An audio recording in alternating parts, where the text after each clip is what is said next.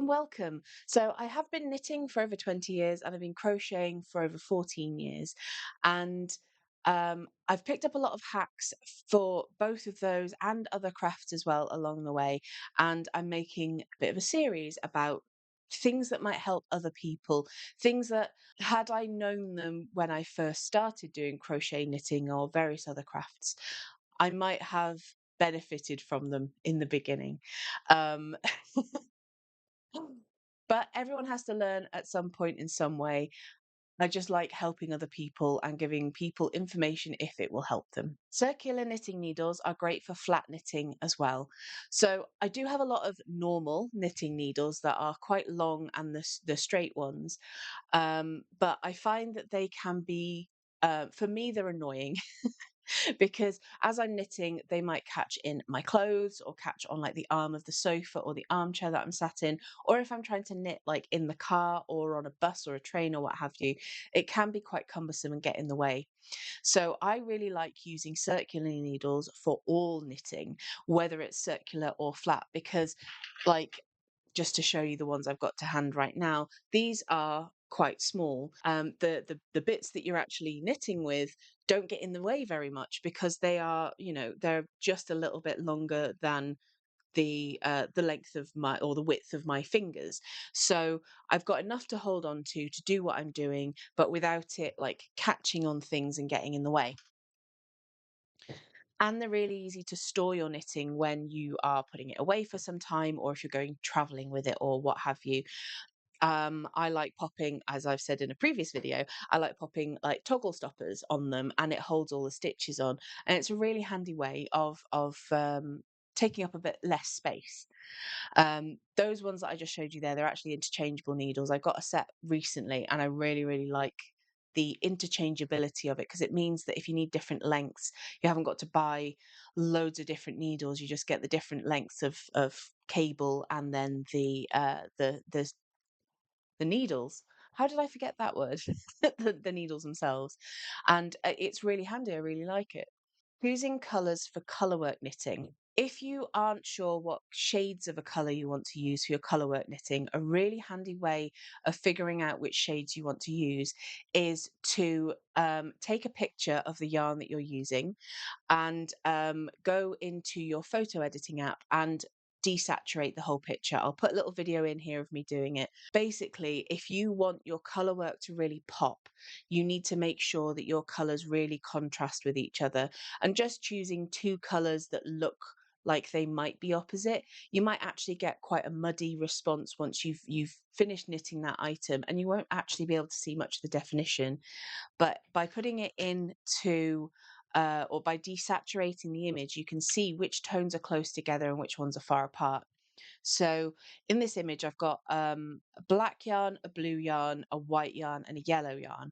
And the white and the yellow, when they've got full colour, are very obviously very different. But if I was to do colour work knitting with those, as you can see with the desaturated version, you can't actually see the difference between them, or it's so minute that it's difficult to see the difference.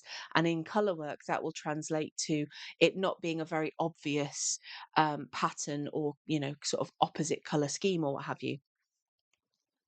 The blue and the black would work, but not as well as the yellow or the white being with the blue or the black. So if you're not sure what tones you want to use, take a picture or a screenshot. Even if you're looking at yarns on a website, take a screenshot and desaturate it, and it'll help you to make sure that you're not going to accidentally put loads of work into something that you can't actually see the pattern in on at the end. This is a bit of a silly one really, and probably should be common sense, but check the weight of the yarn that you're buying. So years and years and years ago, I was looking for some yarns on a website here in the UK, and I saw some really cheap yarn that looked like it was good quality. And I thought, brilliant, I'll get some of that. I put it in my basket, bought it. And when it arrived, it wasn't just that, I bought some other things as well. I realized it was absolutely tiny. So I thought that I was buying a 100-gram ball of yarn like this one. But actually, it was a 10-gram ball and it's absolutely tiny. It's really cute though. I've never actually used it. I don't know what I would use it for, but I've kept it as it's just small and cute, and I can put it on my shelf like a little keepsake. I may very well turn it into something at some point, but at the moment, I don't need 10 grams of a beigey, sandy coloured yarn. There's no single correct way to weave in ends. One thing that really annoyed me when I first started like learning how to crochet and knit, when I was finding patterns or tutorials online, is that a lot of the time the pattern would just say weave in your ends, but it never said how to do them. I do understand now, with a few more years of experience and having written patterns in the past, that it's not always as simple as saying this is how you weave your ends in. It depends on the kind of yarn that you're using, what the garment is going to be for at the end, what your preferred method is, even. I have a few different methods that I use depending um, on what I'm making, what yarn I'm using, and all various different things like that. Like when I'm doing socks, if I'm doing different colors, I will weave my ends in a certain way, without tying lots of knots, so that there isn't a bump in it. Because with socks, they can, if they push in, you can feel it, and I don't want to be able to feel it like seams on things. They bug me. So I try and do it in a way that doesn't interrupt the fabric too much and doesn't have a bump or a lump in it. Um, but if you're making something like a blanket, for example, you can make a bit of a bump. It's not going to make a massive difference, because that's just something that's just going to be a layer on top of clothes or bedclothes or what have you, and you're not going to be able to feel it very much. If you're making a bag and you're going to line it, the inside, between that layer of knitting or crochet and that layer of material, it really doesn't matter. Like the sun and moon bag that I did, all the ends on the inside of there are so many knots, but it doesn't matter, because it's not rubbing against the skin and you don't see it because there's that lining in there. But you can use things like fabric fusion or fabric glue and things like that to put tamp ends down so that they don't fray or come undone. You can even needle felt. If you have felting needles, you could felt it. I did try that with a cardigan a while ago. I was doing needle felting to then steek it. I completely abandoned the project because it was taking so long that I ended up really not liking it. I unraveled most of it and used that yarn in other things. But the idea behind it, I think, would have worked quite well had I not given up on it. I might revisit it again someday. But there are different ways of doing it. I would say, if you don't know how to weave your ends in, have a few practices, have a look online for different tutorials on how to do them. There will be ones out there. There will be people with a lot more experience even than I have, of, to show you how to do it.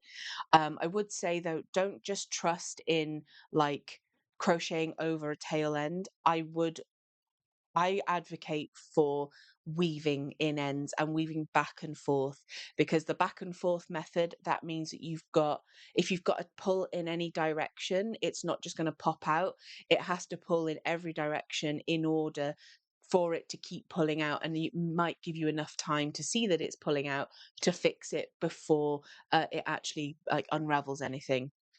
Um, but if something isn't going to be moving around an awful lot, like if you're making a wall hanging, it doesn't really matter if it's not going to be moving around. You can just chuck it in, done. Fold yarn over to more easily thread onto a tapestry needle for finishing. Something that is difficult for a lot of people, whether you've got eyesight or like mobility issues or not, is threading a needle. So um, I'll stick a little video in here of me demonstrating how I do it. So I've got a piece of yarn. It's a bit awkward to put through the eyelet in the needle. If you kind of fold it over the needle itself and pull it off, it gives you a bit of a flatter edge to then put through that large eye in the needle to pull it through. And now you can do whatever you're doing with it, weaving in ends or, whatever it might be.